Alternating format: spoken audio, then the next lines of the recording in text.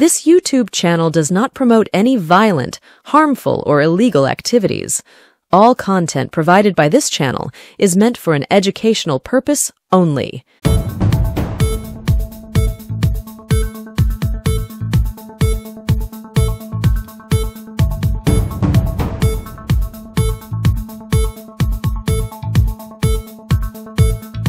This YouTube channel does not promote any violent, harmful, or illegal activities. All content provided by this channel is meant for an educational purpose only.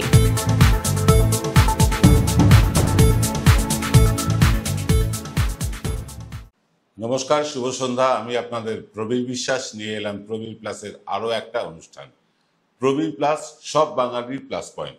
আমরা আপনাদের plus পয়েন্টগুলো আপনাদের চোখের সামনে তুলে ধরছি প্রতিদিন সোম থেকে শুক্র বিকেল 5টায়। যারা এখনো সাবস্ক্রাইব করেননি, চ্যানেলটি সাবস্ক্রাইব করে নিন। আপনারা সাবস্ক্রাইব করলে আমরা উৎসাহিত হই।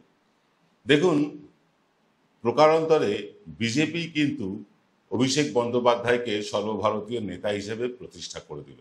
তৃণমূল কংগ্রেসের তিনি সর্বভারতীয় সাধারণ সম্পাদক ছিলেনই, কিন্তু এই যে ডেলিগেশন টিম যারা বিদেশে গেল, 7টা টিমের মধ্যে সবচেয়ে যদি উজ্জ্বল কেউ ভারতের মুখ করে থাকেন, তিনি অভিষেক বন্দ্যোপাধ্যায় ছাড়া কেউ নন। তিনি যেভাবে পাকিস্তানকে চাষাছোলা ভাষায় আক্রমণ করতে শুরু করেছেন বা করেছিলেন, তাতে কিন্তু তিনি একজন স্টেট লিডার হিসাবে প্রতিভাত হয়েছে। তো বিজেপি কেন ইউসুফ পাঠানকে নিয়ে গেল না, কেন অভিষেক বন্দ্যোপাধ্যায়কে নিয়ে গেল, সে কথা আপনারা শুনেছেন। কারণ অভিষেক বন্দ্যোপাধ্যায় প্রথমে সুদীপ বন্দ্যোপাধ্যায়কে আমন্ত্রণ জানানো হয়েছিল, সুদীপ বন্দ্যোপাধ্যায় না বলেছেন। তারপর ইউসুফ পাঠানকে সরাসরি ফোন করা হয়েছিল, ইউসুফ পাঠান প্রথমে রাজি হয়েছিলেন, কিন্তু পরে দলের আপত্তিতে তিনি নাম তুলে নেন। তারপরে তৃণমূল কংগ্রেস শিলমোহর দেয় অভিষেক ব্যানার্জিতে, এবং তাদের আস্থা ছিল, বিশ্বাস ছিল যে অভিষেক বন্দ্যোপাধ্যায় দেশের নাম উজ্জ্বল করবে। কার্যত করেওছেন তাই। ফলে অভিষেক বন্দ্যোপাধ্যায়কে এই ডেলিগেশন টিমে রাখতে বাধ্য হলো বিজেপি।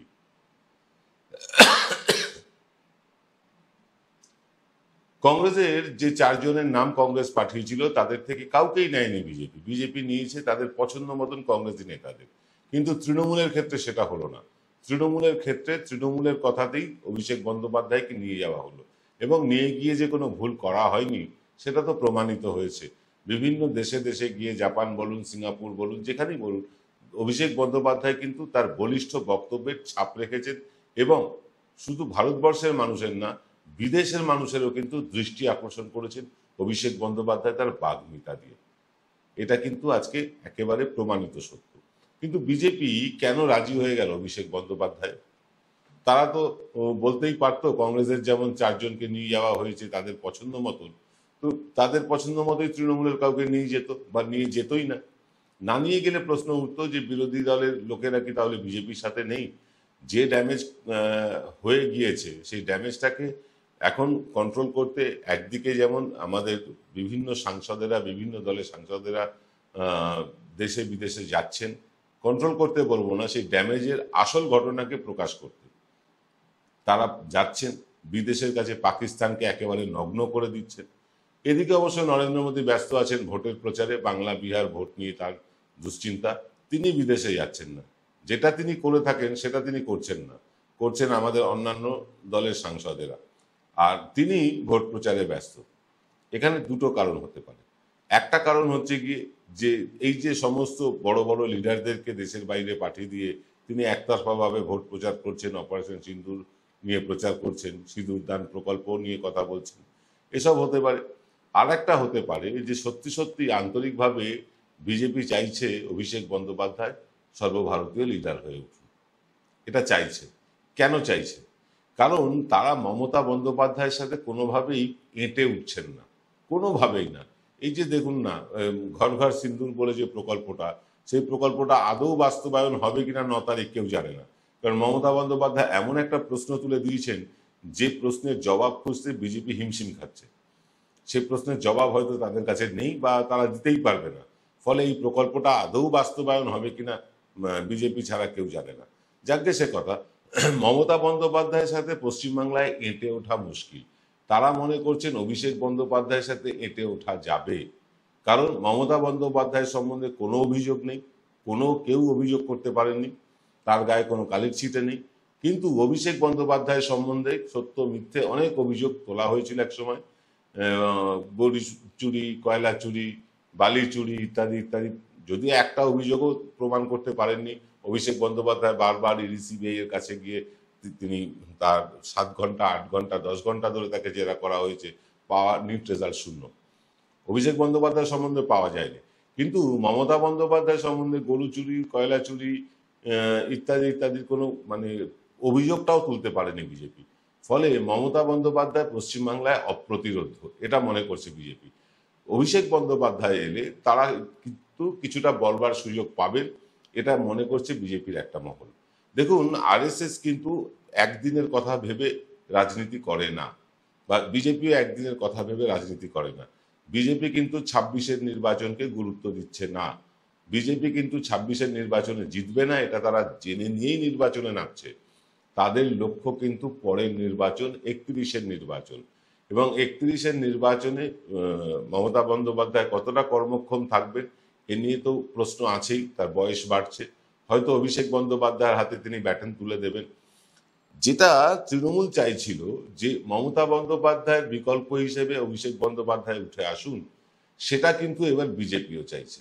তাই 26-এর নির্বাচনের পর তাদের দেখবেন মূল টার্গেট হবে অভিষেক বন্দ্যোপাধ্যায়।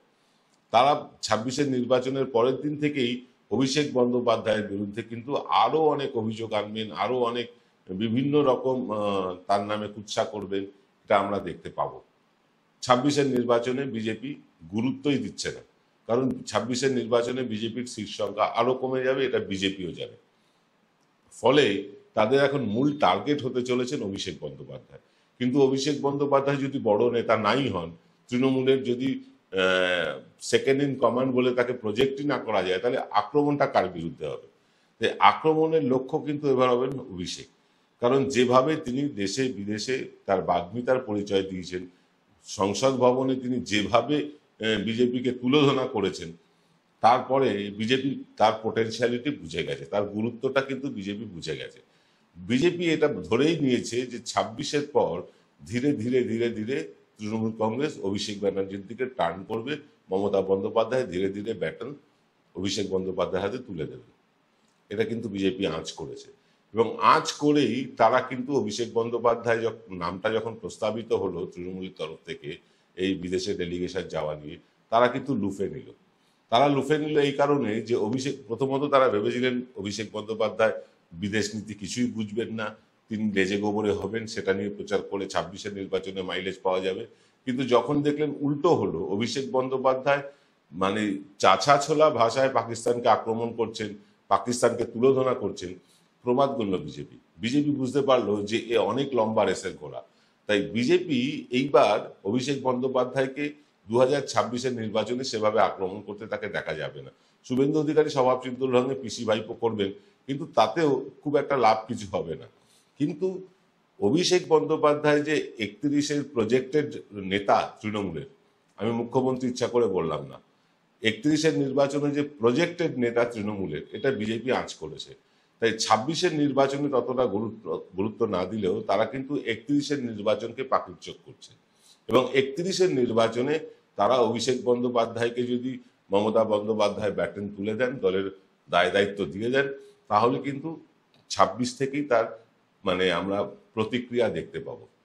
26-এর নির্বাচনের পর থেকে অভিষেক বন্দ্যোপাধ্যায়ের বিরুদ্ধে লাগাতার প্রোপাগান্ডা শুরু হবে, ফেক নিউজ শুরু হবে, আইটি সেল নেমে পড়বে, এটা আমরা দেখতে পাবো। কারণ তার আগে কিন্তু 31-এর আগে আছে লোকসভার নির্বাচন। লোকসভার নির্বাচনে যদি অভিষেক বন্দ্যোপাধ্যায়কে কোনোভাবে পর্যদস্ত করা যায়, তাহলে কিন্তু 31-এর নির্বাচন বিজেপির কাছে অনেক সহজ হয়ে যাবে, এটা মনে করছে যারা বিজেপির থিঙ্ক ট্যাঙ্ক তারা। কিন্তু অঙ্কটা কি এতই সহজ? অঙ্কটা এত সহজ নয়। অভিষেক বন্দ্যোপাধ্যায় নিশ্চয়ই ছাত্র রাজনীতি করেননি, অভিষেক বন্দ্যোপাধ্যায় নিশ্চয়ই গ্রাসরুট থেকে উঠে আসেননি, কিন্তু তিনি যে পরিমণ্ডলে বড় হয়েছেন সেই পরিমণ্ডলটাই ছিল রাজনীতি।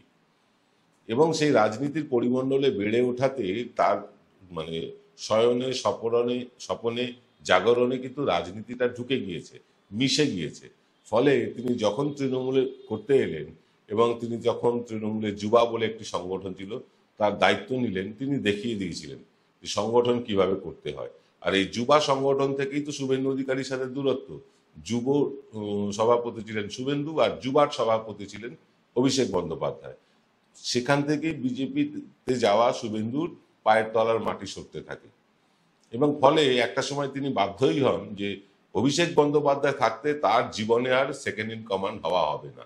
তিনি আরো অনেকগুলো কারণ আছে, অর্থনৈতিক কারণ আছে, ইডি সিবিআই থেকে পিঠ বাঁচানোর কারণ আছে, জেল খাটার কারণ আছে, এইসব কারণে তিনি অনেক কিছু বুঝে শুনে বিজেপিতে চলে গেলেন।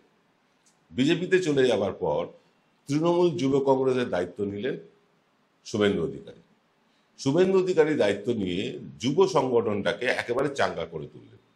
তারপরে যুব সংগঠন করার সাথে সাথে তিনি যে অন্যান্য সাংগঠনিক কাজগুলো করছিলেন, যেমন ধরুন এই যে পঞ্চায়েত নির্বাচনের আগে নবজোয়ার যাত্রা, পশ্চিমবাংলার রাজনীতির পটচিত্রটাই বদলে দিল। তিনি একাই প্রায় বদলে দিলেন। বিধানসভা নির্বাচনে অভিষেক ব্যানার্জির ভূমিকা অনস্বীকার্য। যেভাবে তিনি সারা রাজ্য দাপিয়ে বেরিয়ে বিভিন্ন জেলায় জেলায় গিয়ে ব্লকে ব্লকে গিয়ে তিনি সভা করলেন এবং কর্মীদের চাঙ্গা করলেন, তার ফল তৃণমূল হাতে নাতে পেল। তাই বিজেপি মনে করছে যে এই লোকটি, এই অভিষেক বন্দ্যোপাধ্যায়, যার এখন 37 বছর বয়স, মানে তিনি কিন্তু আগামী দিনে একটা মহিরুহ হতে চলেছেন। এবং সেই জন্যই 26-এর নির্বাচনের পর থেকেই টার্গেট কিন্তু অভিষেক বন্দ্যোপাধ্যায়। তাই তারা অভিষেক বন্দ্যোপাধ্যায়কে এখন বড় নেতা করছেন।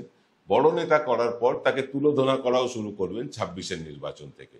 কারণ তখন তারা বুঝেই যাবেন বা বুঝে গিয়েছেন ইতিমধ্যে যে মানে অভিষেক বন্দ্যোপাধ্যায়ের 37 বছর বয়স, আগামী 31 সাল যখন আসবে তার বয়স 40 পার হয়ে যাবে, এবং 40 পার হয়ে গেলে মানুষের যে ম্যাচিউরিটি আসে, সেই অনেক বেশি ম্যাচিউর। এমনিতেই অভিষেক বন্দ্যোপাধ্যায় পলিটিক্যালি ভীষণ ম্যাচিউর, মানে যে কোনো বয়স্ক লোকের থেকে তার ম্যাচিউরিটি অনেক বেশি, কিন্তু তার ম্যাচিউরিটি আরও বাড়বে, অভিজ্ঞতা আরও বাড়বে। মমতা বন্দ্যোপাধ্যায়ের বয়স বাড়বে, তার বয়স প্রায় 70 বছর, আগামী 5 বছর পর সেটা 75-এ দাঁড়াবে। তিনি কতটা কর্মক্ষম থাকবেন না থাকবেন সেটা নিয়েও কিন্তু কথা উঠছে, এবং আমরা আশা করছি তিনি হয়তো 75 কেন 85-তেও কর্মক্ষম থাকবেন। কিন্তু যদি কর্মক্ষম না থাকেন তাহলে বিকল্প হিসাবে অভিষেক ব্যানার্জি রয়েছে। আর এইখান থেকেই অভিষেক ব্যানার্জিকে কিন্তু একটু বড় করে তোলার চেষ্টা, এবং অভিষেক ব্যানার্জিকে বড় তোলার চেষ্টার পেছনে আরও একটা কাজ আছে, যে অভিষেক বন্দ্যোপাধ্যায়কে এই যে লালন পালন করা বিজেপির তরফে, সেটা কি শিন্ডে বানানোর জন্য? আমরা জানি না সেটা শিন্ডে বানানোর জন্য কিনা। কিন্তু এটা ঠিক, অভিষেক বন্দ্যোপাধ্যায় একনাথ শিন্ডে এক রক্তের লোক নয়, তাদের রক্তের গ্রুপ আলাদা, মানুষ আলাদা। অভিষেক বন্দ্যোপাধ্যায়ের চেয়ারের কোনো লোভ নেই, শিন্ডের ছিল, তাই শিন্ডে শিবসেনার সাথে বেইমানি করেছেন। কিন্তু তৃণমূল কংগ্রেসের সাথে বেইমানি করে অভিষেক বন্দ্যোপাধ্যায় অন্তত বিজেপির সাথে হাত ধরবেন না, এটা নিশ্চিত করে বলা যায়। এটা তিনি বারবার তার বক্তব্যতেও বলেছেন। যাকে ভবিষ্যতে কি হবে সেটা নিয়ে আলোচনা করা তো যাবেই ভবিষ্যতে, কিন্তু এই মুহূর্তে দাঁড়িয়ে সর্বভারতীয় নেতা হিসেবে অভিষেক বন্দ্যোপাধ্যায়কে প্রতিষ্ঠিত করে দিয়েছে বিজেপি। আর এখানেই শুভেন্দু অধিকারীর সবচেয়ে বড় হার। তিনি রাজ্যের বিরোধী দলনেতা থাকবেন কিনা, মুখ্যমন্ত্রী তো তিনি হচ্ছেনই না কোনোদিন, কিন্তু আর এরপরে বিরোধী দলনেতা থাকবেন কিনা, বিরোধী দলনেতা হিসেবে তাকে বিজেপি আর গুরুত্ব দেবে কিনা 26-এর নির্বাচন তা বলে দেবে। এবং 26-এর নির্বাচনও কিন্তু তৃণমূলের কাছে একটা অ্যাসিড টেস্ট এই কারণে বলছি, তারা জিতবে অনায়াসে, কিন্তু মানে বিজেপিকে যদি তারা লেজে গোবরে করে হারাতে পারে তাহলে শুভেন্দু রাজনৈতিক ভবিষ্যৎ একেবারে অন্ধকার হয়ে যাবে। এটা কিন্তু বাস্তব সত্য, এবং তার জন্য যা যা প্রস্তুতি নেওয়ার তৃণমূল কংগ্রেসের তরফ থেকে নেওয়া হচ্ছে, বিজেপি যেরকম ভাবে তৈরি হওয়ার সেরকম ভাবে তৈরি হচ্ছে। জানি না ভবিষ্যতে বিজেপি শুভেন্দু অধিকারীকে আর বিরোধী দলনেতা রাখবে কিনা। যদি রাখে তাহলে সেটা হবে বিজেপির সবচেয়ে বড় ব্লান্ডার, কারণ শুভেন্দু অধিকারীর থাকাকালীন বিজেপির সবচেয়ে বেশি ক্ষতি হয়েছে, সেটা বিজেপিও জানে। কিন্তু সেটা তারা স্বীকার করে 2026-এর নির্বাচনের পর শুভেন্দু অধিকারীকেই বিরোধী দলনেতা করবেন নাকি উত্তরবঙ্গ থেকে কাউকে প্রজেক্ট করবেন, সেটা এই মুহূর্তে বলা ভীষণ কঠিন।